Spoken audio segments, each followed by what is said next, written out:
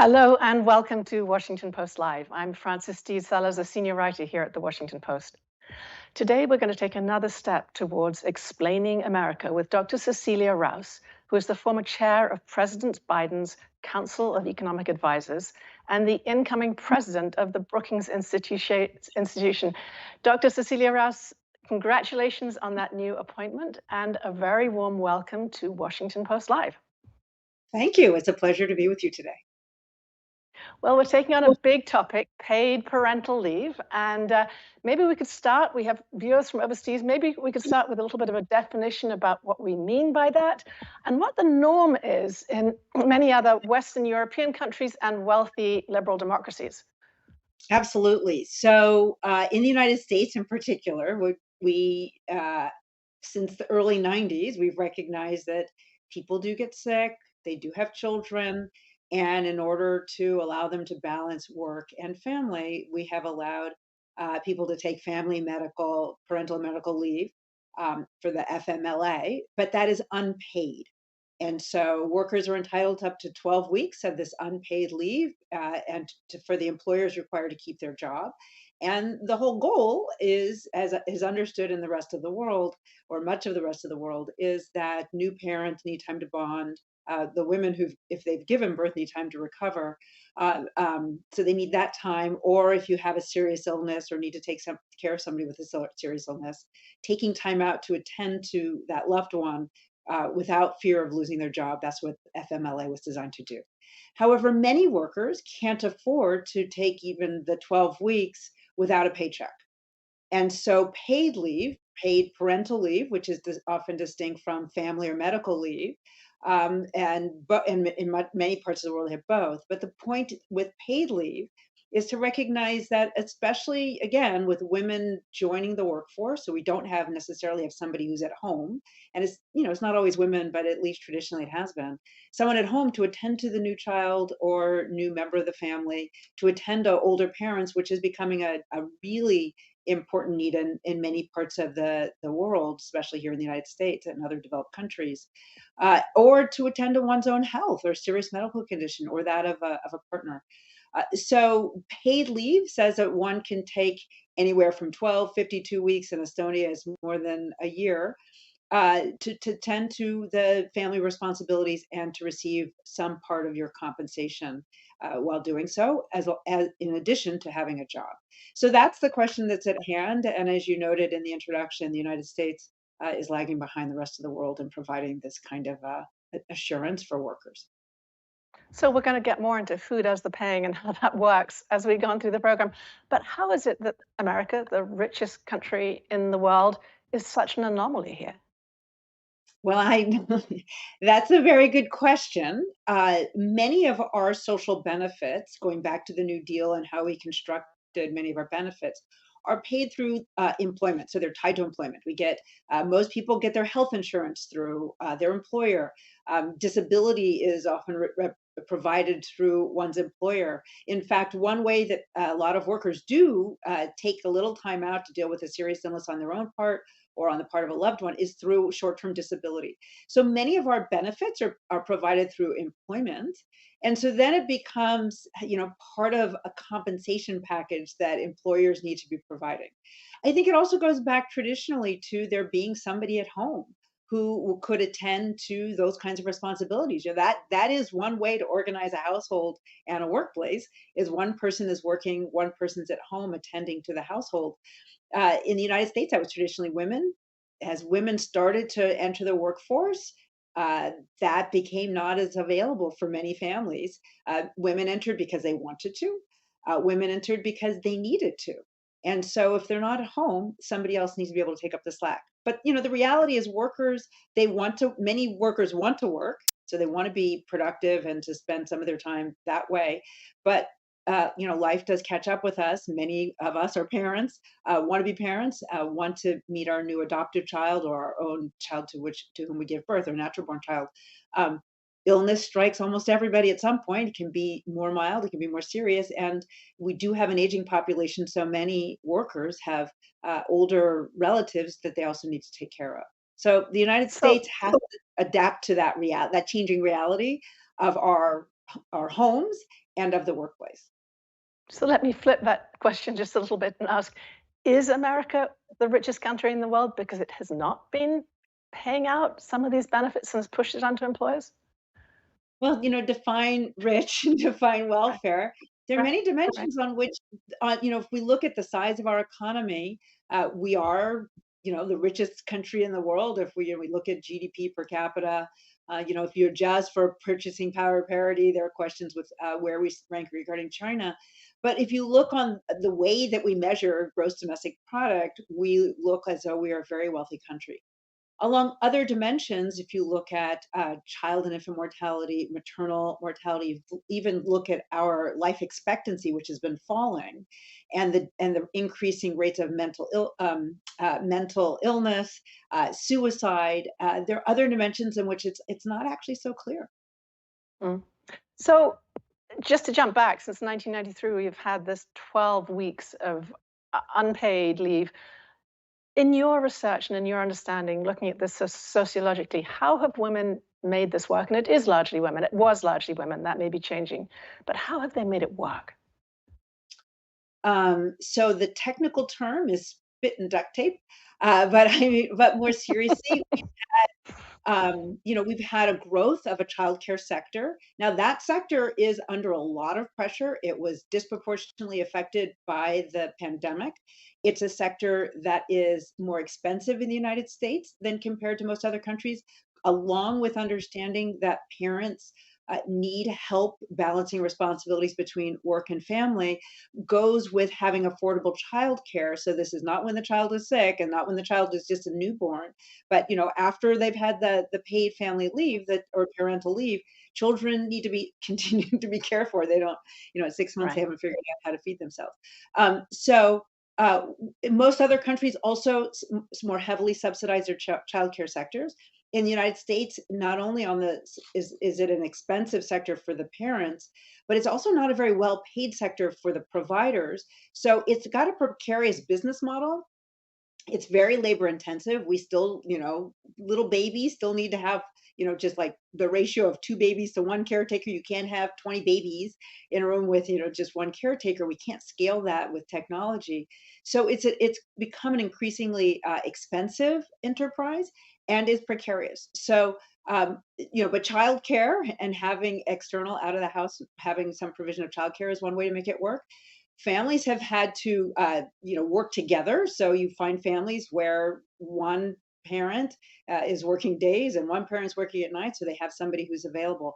But it has stretched the American family, and it has not been easy. The other way in which you see women have made it work is they accept occupations where there's more job flexibility, and that is one explanation for the gender gap in wages. That women have needed the flexibility to be able to take time out to take kids to the doctor or be able to be there for them. They're more likely to work part time for exactly that reason. So that has, for many women, that's their choice and that's what they would like to do. But for some women, they're doing it because they feel that they don't have another way to make it work. I want to ask you specifically as well about the ways in which this may extend inequities in this country between people who can afford either to stay home for those 12 weeks or longer, or can afford to pay for childcare and go back. How do women in minority groups and people who have less socioeconomic advantage break through? Well, again, that's part of the challenge. One, so to add insult to injury, more highly paid workers are more likely to get the paid parental and family leave in the first place, so that they don't have to make that choice. You see that less educated workers, minority workers, are less likely to have that kind of a benefit attached to their employment. So, many families do it by relying on relatives and their communities in order to provide the childcare. So, children are in more informal childcare settings, which can be wonderful. But we also know that high quality childcare is important to give children a good start in life. And it may not be the first choice for the parents, but it's the only choice that they have. So a lot of them are doing it by, again, taking the kinds of jobs that allow them the flexibility, relying on other family members to take care of their children. And then some children, when they're old enough, are left to their own devices. And, many children flourish just fine. But probably in many cases, the parents would like to, in some of those cases, parents would like to, have their child in supervised care for longer. So it's really been by, again, spit and duct tape that a lot of families work. Well, in the time that this debate has been going on, the definition of family has changed very dramatically. The person staying at home is no longer necessarily a mother. Has that helped make arguments? Has the presence of men, in fact, wanting to take paternity leave as well as women taking maternity leave, actually added weight to the argument that it's necessary? I suspect so, but the other reality in the United States is that we've had falling labor force participation for Mm. men, for prime age men, for many decades. We've seen it increase, labor force participation increase for women through the end of the 1990s. It has plateaued since then.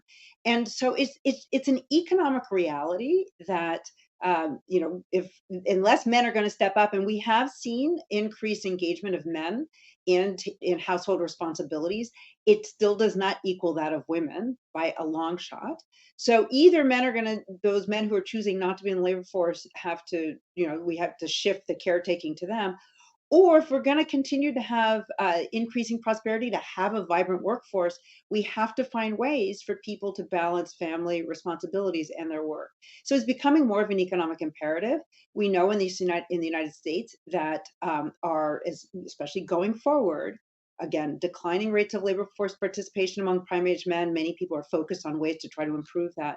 We've seen plateauing labor force participation for women, falling fertility rates, which means there's not going to be a replacement at the same rate of those workers. And we have a demographic, as the baby boom is working through it, a demographic shift where more of our workforce will be retiring. So the demographics of our economy, of our society, suggest that we won't have the labor force to continue the kind of productivity growth that we've had in the past. So if we're going to maintain our level of prosperity and economic activity, we need to have more workers and make it easier for workers to balance work and family. We could also talk about immigration reform, but that's another topic. That is another topic, but like to ask you very specifically about the paid leave policy you worked for in the Biden administration, its definitions of family and caregiving, and why it was ultimately left out of what became the IRA. So again, so the Biden administration was attempting to provide compensation for workers who needed to take up parental leave, family medical leave. Um, again, the administration recognized that this was so important to helping women in particular balance work and family, especially low income and minority women. But it is a new system for the United States. The administration was doing it through subsidies. Most other countries, if we were to talk about other advanced countries that do this, they do this through their social insurance programs. Again, we attach a lot of social insurance to employment. So the providing the benefits wasn't kind of a natural fit in terms of how the rest of the world is doing it. A lot of states that have taken up, so about I believe it's about 12 states or 20 states have taken up, or maybe 12, have enacted some form of parental and family leave. 8 states have actually enacted and have working programs, and most of those states are doing it through their payroll system. So, it's a complicated system. It's not cheap. It will require an increase in tax rates or increase expenditures by the federal government. And look, I'm not going to get into the because I was the economic advisor, but there are other components of the Build Back Better that really went to what we economists call human capital, which was helping to improve the productivity of workers. That also fell out of the bill. The administration is, committed to picking these up and to seeing them through. The president is not done yet, and this country needs some form of paid family leave, paid parental and family medical leave, to be more precise. And the question is, what's the best way to do it, and how we do it in a way that doesn't add to our, fiscal challenges and is politically viable. Yeah, so talking about fiscal challenges, if we're talking about corporations taking the prime role here, should we expect lower salaries in those companies or higher prices for consumers? Talk to me as an economist about the impact on individual companies that take this, what one might say is an enlightened approach? Yeah, so it's an area where we have some evidence on the impact Mm. on workers and firms, but we need so much more. So what we know is that when offered leave, workers will take it. They'll increase take it. They don't, but it's not 100%. And one question is why don't all workers who are eligible for these benefits take them up when they need them? But it's not 100%. Do they all know about it, et cetera? Or is there a norm against taking advantage of such benefits? The evidence suggests that workers take them up. The evidence suggests it's a little mixed, although it does suggest it increases labor force attachment uh, for those, let's call it mothers, because parental leave has been most studied. It does mean that women are more likely to return to the labor market and the labor force once they take them. Apparently, in the OECD, when they've studied it, after a year, maybe less so. But it's certainly for the, from 0 to 52 weeks, women are more likely to remain in the workforce, which is a positive thing. The impact on employers is doesn't there's not a lot of evidence that there's negative impact on employers. So one way in which that might happen is that if employees go back to their employer, there's less turnover. Turnover is very costly for firms. You have to, if when somebody quits, you have to then search for a new employee, which is costly. You have to train that new employee, which is costly. And so reducing turnover is a great way for firms to increase their bottom line and their profits. So who's going to pay for this? Statutorily, it may be on the employer side or the worker side. And we economists believe that in the end, that tends to be shared depending on how easy it is for somebody to either quit or for the firm to fire somebody, but it tends to be shared, which is probably most appropriate because not all workers will take them up, but it is a benefit to the workers. It's a benefit to the firm, especially since it appears that there are let's put it this way, at least no negative consequences and likely some positive benefits for the firms as well. So, so give me the strongest arguments from the other side, the coalition against paid parental leave. What gives you pause when you hear their arguments? Well, yeah, probably the strongest arguments are for the smaller firms, which are the firms less likely to be providing it already. Large firms are already providing this kind of a benefit. For smaller firms, especially the smallest, this is an additional cost. And many of those firms are, just barely making ends meet as firms. Their revenues are just barely covering their costs, and so it can feel like it's precarious. If you're a very small firm, say less than 10 workers, and you lose an employee even for 6 weeks, to find someone temporarily for 6 weeks can also be costly. You may not be able to substitute, so that can be costly. So especially for small firms, there's a concern that it is an undue cost to their business. I think the reality is, however, that workers, if they are even in small firms and they do have a medical event, they need to have childcare, they have parental responsibilities or family responsibilities. They're not going to be as productive as workers in the first place. Now that hasn't been, completely. That needs to be studied more, but that's what some of the evidence suggests. And so helping small firms as well, whether it's compensating, make it easier for them to hire somebody temporarily, but they too would realize the benefits of having workers that come back to work for them. So I think the strongest argument it is that this is on oftentimes the way I say it, this is on almost everybody's schedule, that they're going to need some time to take care of family responsibilities. And at the same time, we want to keep What's the people. impact on health of the children and of the mother? Can you give me that? Because that's an area where people do also collect data. Are there good studies on the impact on health and of babies and of their parents? So again, we sort of have to knit it together because there are so few states where we have family, parental leave, and then the survey data can be opaque.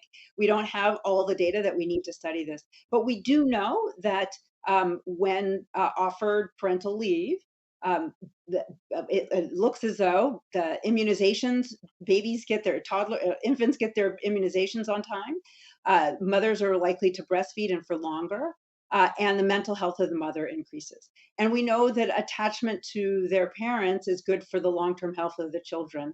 And we also know, just again, knitting together, that children that grow up in households where there's a lot of stress also that has negative impacts on the health of the parents and the workers, but it also has negative impacts on the children. They do less well in school, and they also have their own mental health challenges. So, along those dimensions, there's again a lot of there's we need more evidence, direct evidence on this, but the evidence that is there does suggest that it improves the outcomes and the welfare of the parents and the children when offered this kind of a benefit.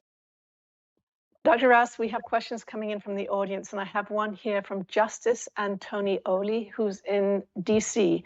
And Justice Antonioli asks, what data from state programs supports the argument that paid family leave is good for the workforce? You mentioned those 11 or so states, but maybe you can fill us a little more in on Justin's question.